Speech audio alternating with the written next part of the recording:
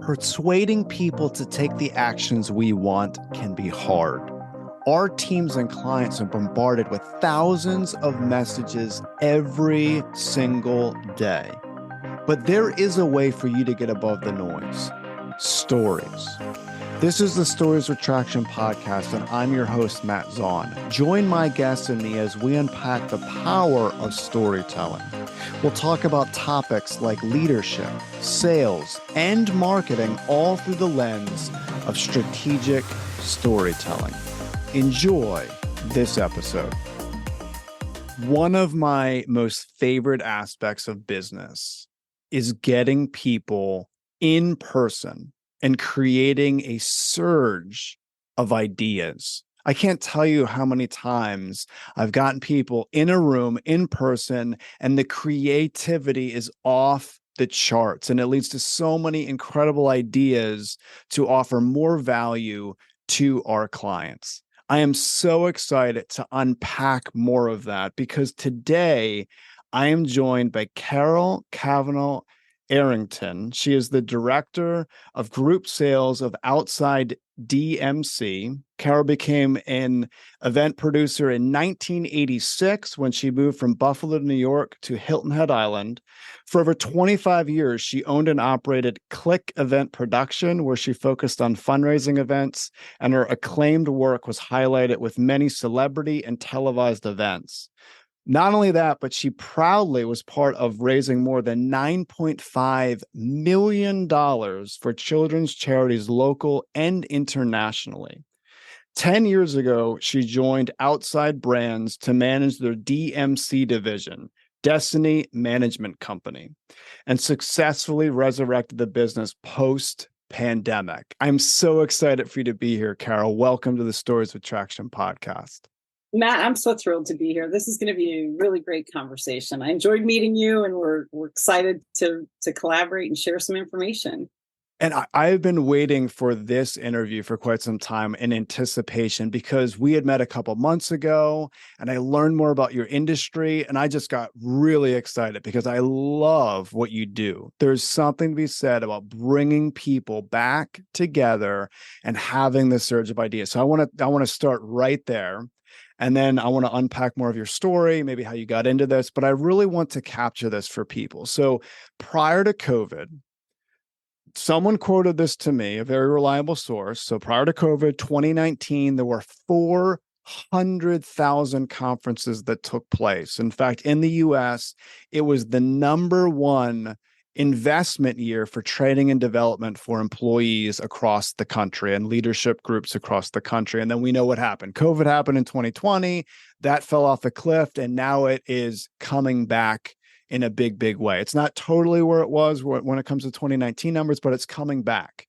However, as it comes back, I'm still hearing some leaders say, oh, we don't need to get together in person. We don't need to do that. And it amazes me because, yes, there is a place for hybrid work, but they're missing out on big, big opportunities. So can you just speak to some of the things you've seen firsthand? Well, first off, briefly tell us what you do, and then what happens when people come together through what you do? Let's start there.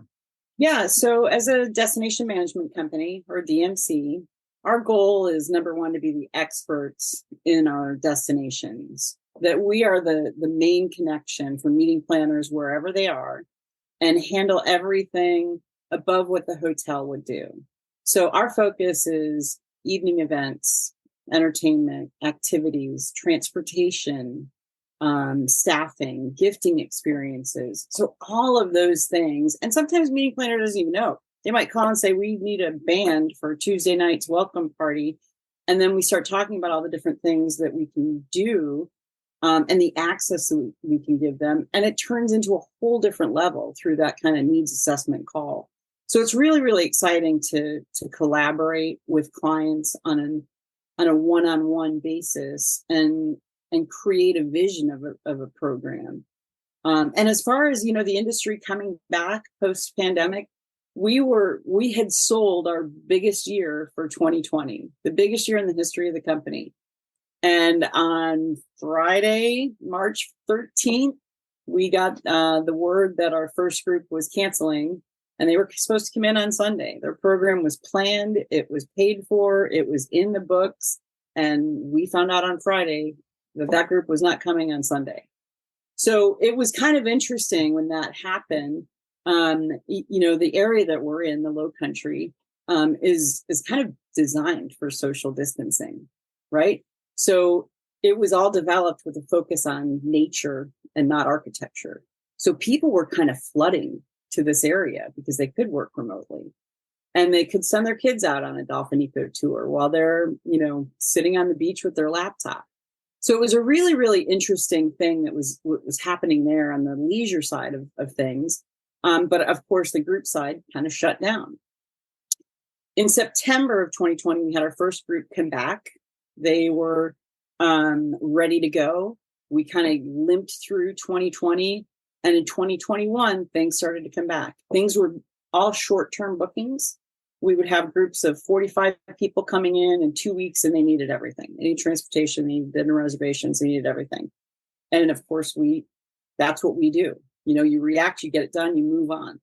And then we would have groups all of a sudden of 200 pop up here and there. And all of a sudden things were coming back. And we went from September of 2020 until May of last year with solid nonstop business coming. And it was coming in like a train. And now I think things are kind of normalizing a little bit. I think, summertime, people have family travel and things like that. So now we're coming back into that big season in the fall, and then a lot of stuff coming in the spring. But, it's definitely coming back to that one-on-one, in-person conversations. We were talking about, you can send somebody a text and just say, that's fine. Is it fine? That's fine. It's so different. And you just don't know what the intonation is. If you're sitting next to somebody or in the office and you overhear conversations, and you can contribute and you can learn, and it's just a different level. And that's what we're seeing. And we're seeing it from the leadership level. I just came back from IMEX, which is an industry trade show, an international trade show that brings suppliers and buyers together. So destinations from all over the world, and everything from corporate to individual companies and things like that go to learn more about different destinations. And it was 20,000 people. I mean, it was remarkable. The group that I was with, Global DMC Partners, had 900 meetings in the course of 3 days. Big time stuff. And it's all about that. That's all we heard was the return of in-person. So it was very, very cool to experience that. Wow, that's awesome. So there's a lot that I want to unpack with what you said. So the very first thing that you had said is experts in destination. And this means a little bit more to me because I met you in person, kind of speaks to the importance of meeting in person, right? But it speaks a lot to me because when I did meet you a couple months ago and you were talking about your industry, that experts in destination goes deep. Like, you're really passionate about what you do to the point of looking at every detail to make sure that it is an incredible experience for people that do this. And when I think about that, here's what a lot of business leaders might be missing out on when they just willy-nilly pull events together. Especially for me being a speaker, that I've traveled all of the United States. I mean, tons and tons of venues, tons of retreat areas, conferences. And it's amazing to me when I go to a place and in my mind, I'm thinking, what in the world? How is this not thought of? Versus going to a place where I'm like, wow, this is awesome. And guess what? I remember those awesome experiences for years later. That's exactly what we sell. Right. 100%. That's exactly what we sell. So it's so awesome. So, I got to Hilton Head in 1986. My brother was a musician here. I had a cousin here, and I kind of fell into the industry. I was working for a YMCA in Buffalo, New York, came down here, went to work for the youth center. The youth center was producing major events and taking that management fee to raise funds for the island's first recreation center. So it was kind of a different approach. I was working with a great guy named Chuck Welgus, and we were doing the Bud Light National Triathlon Championship, which was a crazy event. And I just kind of got bit by the bug, and I was good at it. I was good at being absorbed in those details and processing things to make things better. When we were in Vegas, we went to U2 at the Sphere, which was unbelievable. But I will tell you, every single person we came into contact with was unbelievably well trained. They were so professional. I was having a problem with my phone. I couldn't access the tickets right away. The lines to get in were super short, easy to move around. And the guy was like, you know what, just take a step to the side. Once you get it figured out, we'll get you in. If not, we'll take you right to customer service and you're good to go. You go in the restroom, there's 4 attendants in there, wiping counters down, all professional, greeting you, thanking you. You go to get your seats. Seats are, let me get you there. You're all set. When you leave, the security staff is standing there clapping and thanking you for coming. It was an unbelievably well thought out experience from start to finish on those touch points. And that's what we do as a DMC. I am always looking for different ways to have those exceptional experiences and taking the ordinary to extraordinary. So, my background with that nonprofit event fundraising, I was pretty scrappy. You kind of have to, when you're searching for money, you'll walk into a restaurant and scope the room and go, what can I get from that person? How much money can I get over here? What can we do? What can we, where can we fit it? How can we make it good for the sponsors? All of that stuff. So I gained a lot of connections then, opened a lot of doors. It was very fun. We produced a lot of stuff. We raised a lot of money. So it was very well respected. Wow. So you kind of build a nice reputation there. And then when I came to work with Outside, we had the chance to work with a woman named Kelly Korn, who is the event producer at Montage Palma de Bluff. Back then it was an Auberge property. So she would do very, very high-end, high-style events, just a quick little $500,000 bar mitzvah. But what's cool about it is when we collaborate on an event, she can put together this whole big program and I can come back with the budget and we can pull the different elements to give that feel of the big vision board to the client at their price point, and then kind of work that way. Or say, maybe you book this with us, but maybe you book direct here to shift some money in the budget and things like that. So that's what we do to really bring everything together there.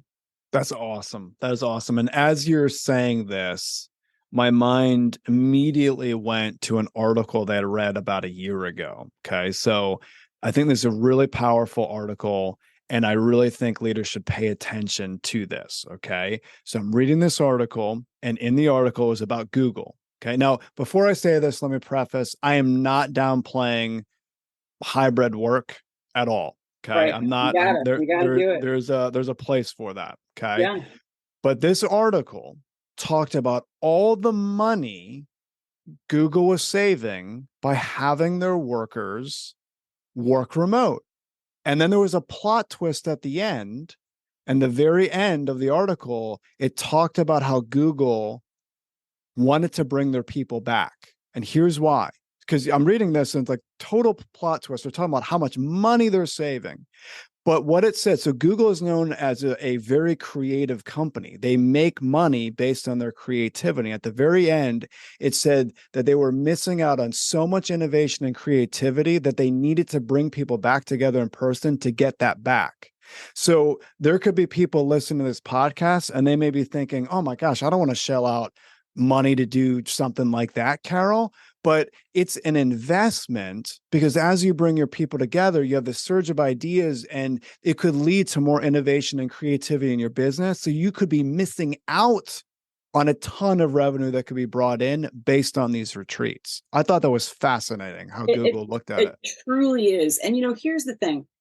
I spend probably at least 8 hours a day on email and phone calls and text messages. It makes such a difference to be with someone face to face and, have conversation grow naturally, and to be able to talk about my crazy dogs or the Buffalo Bills or whatever comes up. It changes the connection with that individual person. I had a great site visit yesterday with a client that had a budget. We were really working together well. We connected, we were changing the focus of the program a little bit. And then I was taking him to the airport And we had the most incredible personal conversation.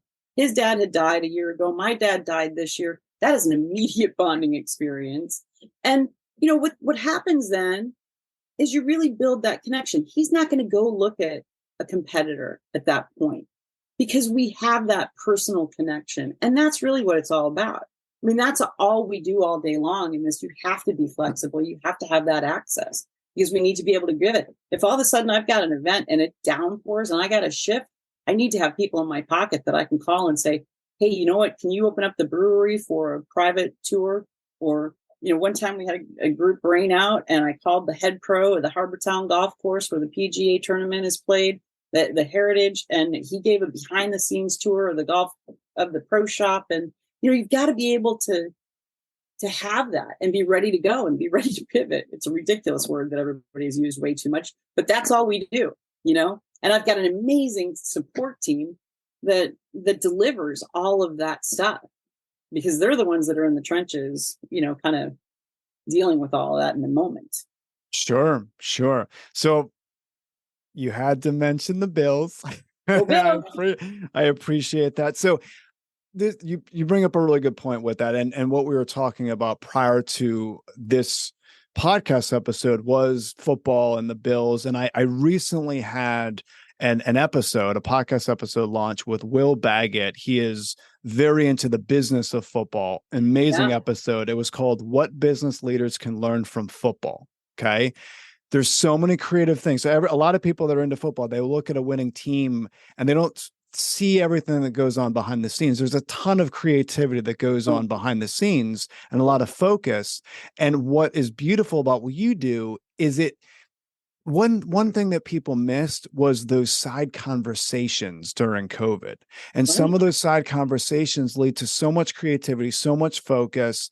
And it is outside of our normal realm that's how we're pulling in the innovation. So I really appreciate you just saying something, as simple as the Bills brought back this whole idea on we see different championship teams. In order to create a championship team, they need to build connectivity. They need to be doing that. And you empower people to do that. So I appreciate that. So when we were in the nonprofit event fundraising mode, I had a business partner, Kim Capon, and she and I, when we were coming up with like a new idea, let's say we were going to do a new function at a big golf tournament that we were doing. Whoever had the idea would throw it out there, and intrinsically the other person would argue it down and break it down to every single thing that could possibly go wrong. So that when we're in the moment, if something else goes wrong, we kind of know how to fix everything else and make it go forward. We've got to visualize every single bit of the program from the guest experience. When that guest arrives at the airport, how they're greeted, how their experiences at the airport, if they lose their luggage, here's your driver, let me introduce you to him. Make sure that the drivers have appropriate conversations on the way to the hotel. Make sure that the vehicles are clean, that the drivers don't smell, that all of that, so that they're greeted and they have that experience from the moment they set foot on the ground to the moment they leave. One of the things that I always loved, I moved away for about 10 years to gain some real life experience, but I had family here and I would come back and I'd drive back and I'd be driving back to Atlanta and I'd hit Macon and I would just kind of like move my arm and smell Hilton Head on my clothes. So I always like to bring that sense back to people that they're always going to remember their time here. They're always going to remember the music that they heard, the food that they ate, all of those little things that aren't really little. They're very, very important. So if I even have a group that comes in and all of a sudden the CEO is like, oh, I forgot to bring my favorite cigar. We've literally called people and have them sneak into the cigar shop and get us whatever that client was looking for, because it's a little touch, but it means everything. It means everything. And here's what I don't want people to miss that are hearing this. Part of the investment, financial investment, is them not having to go through decades of mistakes, learning all this stuff to create that experience. You had mentioned you've been an event producer since 1986. That's 37 years. When I was four. Wow. I started with 4. That's We don't need 30. we don't need to put Yeah, numbers to yeah. this. No, but I want people to just understand the magnitude of the number that for 37 years, you've ironed out, you've gone through trial and error, you've figured out what works. So not only are people investing and having their people come together and connect to have that innovation and creativity, they're also investing in everything that you've thought of for 37 Right. years Right. brought together. And that's so powerful because they don't want to spend 37 years of their life figuring out, right? So almost it's like it's inexpensive when you think about it in that realm because Right. they're going to be able to do this. You know, I always say when I'm speaking or when I'm doing consulting, I'm literally sharing something that I've personally ironed out for the 15 last years of my life, right? So I'm handing it to people on a silver platter. Here's everything I wish I would have known 15 years ago to save people from headache. And you've twice Look, that over. we've made a lot of mistakes along the way. There is no doubt about it. And the interesting thing that happened too after post pandemic was they split my role. So I now am directly focused on sales. And now we have an operations director who's remarkable because I can't do everything. I don't want to do everything anymore. After 37 years, I'd like to, be at home with my dogs. But, Sure. So we also have to let other people learn and make mistakes on their own too. And that's kind of bringing up that next generation. For event planners, there's a lot of people out there like, oh my God, I would love to be an event planner. It'd be so fun. And they think it's, planning pretty parties and, getting, that pretty little vision for Instagram. But what they don't see is people crawling around the floor at 2 a.m, putting together gift bags and things like that. There's so much that goes into it, and there's a lot of long days, and then the flex time is awesome too.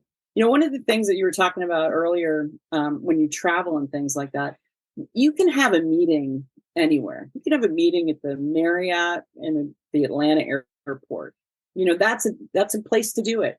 Or you can really build that experience again, getting people outside, getting people to do things, getting them out of that boardroom.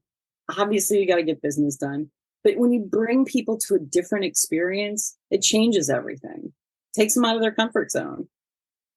I'm literally laughing because I was just talking to a friend of mine who had to go to the Marriott meeting room in the Atlanta airport, and it was It's a buck. drudgery Why would for you him. spend that money? It's a buck. It was drudgery for him. So one of the things I don't want people to miss, you mentioned you love working at home and being with your dogs. And I want to highlight this because you're not against working from home. No, I So yeah, I so am I am 100% hybrid. But when I'm home, I don't even throw a load of laundry in. I am locked in and I am focused because I can't. With this stuff, you have to be so quick on responses and thoughtful on those messages. Sure. But I also have to go to the office at least 2 days a week because I need to be around other people. I need to listen in on those conversations. I need to know what other people are doing. You pick up ideas. It makes such a big difference to be able to collaborate and create with someone face to face than it does through emails. And I love email. You can pound out so much work. I mean, I don't know where we would be without it. Sure. And I also had the generation where I sat with an IBM Selectric typewriter with the crazy little backspace and all that stuff. Yeah. So I think you have to have that. I think that's going to be the future for sure. And I wanted to highlight that because I have seen either or with a lot of leaders where it's either everyone will come to the office and there will be butts in seats. We mandate everyone come back, or everyone's going to be 100% virtual. We'll never have to see you again face to face. And I do think there's a healthy balance. I appreciate you highlighting that. Yeah, I think you have to have the healthy balance. I think the biggest thing for me that we took from 2020 was to set those boundaries, to not have your phone on all the time. Sometimes it can wait. And that was, again, the division of my role, that I didn't have to have my phone going 24/7. But you have to have that balance. We just bought a great home out in a little remote country area, and it's got a little pond. To me, I call it the lake. but it's kind of our soft place to land. And after, pushing and working so hard for so long, this is a big gift to us. It's got a lot of work to do. There's a lot of weekend projects here, but that's another story. Nice. Well, you had mentioned gift. That's a great segue. So Yeah. I appreciate this conversation. It was almost a gift to me. I've been waiting for this for quite some time. I appreciate you, especially what you do, your organization. I love what you do. I've seen the power of in-person events for years now, and I want to continue to keep that up. I love it. So I appreciate the conversation. There are three things that I'm going to remember from this conversation. I appreciate you mentioning experts in destination. I appreciate the passion that you bring to what you do. I mean, and that really came through to me when I had met you in person, just how passionate you are, because you've seen this in action and what it can do for companies. The second point is the wow experience. You understand that when someone walks in a room and their immediate reaction is, wow, that really sticks with them. And then the third and final piece is the attention to details. You're focused on looking at details that some people might overlook, that might be small and minute, but they have big ripple effects. So those are the three big takeaways. I know other people got other takeaways from hearing this. And if they did, what is the best place that they can go to get your information or more information on Outside DMC? Well, let's bring people here. So we love to do a site visit. We can bring companies here. We can get them out on the water. We can take them to the South Carolina Yacht Club and have an exceptional experience there and taste the food and maybe go listen to some great music. That's kind of the starting point. And we can start a phone call, start a conversation, and figure out what it is that we can do. How can we make it work? What's the best fit? So I think we excel in that area to get to those finer points and details, because they do make such a big difference. Nobody is going to know that I picked up a cocktail napkin that was on the floor.